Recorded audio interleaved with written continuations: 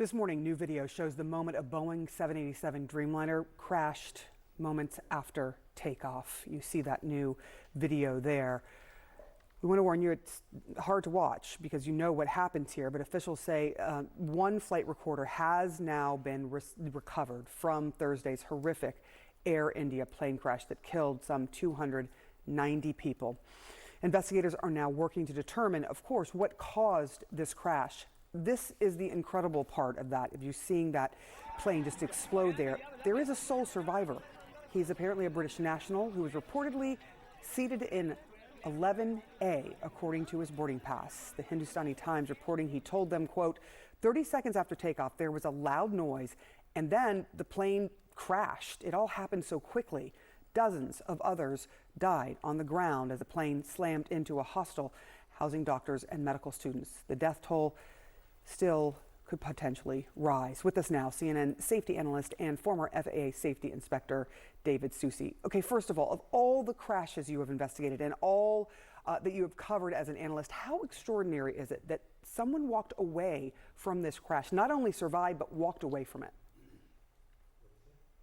It's just incredible. It's truly miraculous that this happened, and especially the fact that he was in 11A. Typically, survivors of aircraft accidents avoid the fireball part, which is be back in the tail.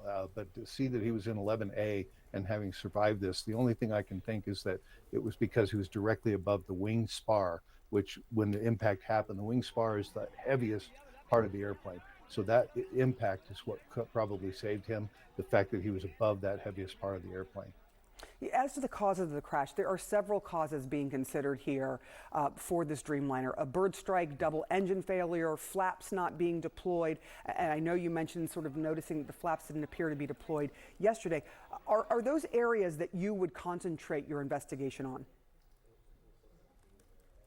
Yeah, it's too early to tell, as we know, but as far as attacking the investigation based on the video, the fact that the flaps are not deployed is not typical, but it doesn't mean that it was a mistake.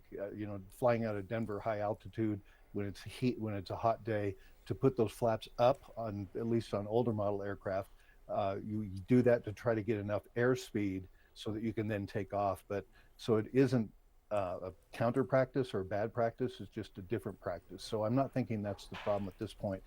But knowing that there's that loud bang, hearing that loud bang 30 seconds later would indicate to me that I would start looking towards the possibility of a bird strike.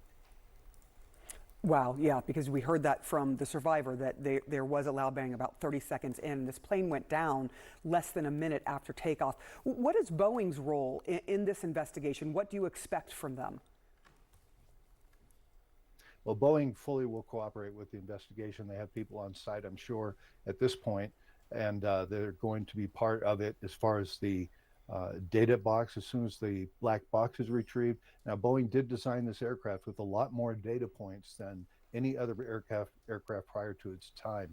So the data that's available to the investigators will be huge, and Boeing will be there to interpret that data to compare it to what is normal versus what happened on this flight. So they're very important to be part of the investigation for that reason, for comparing normal to the Delta, to what is happening now.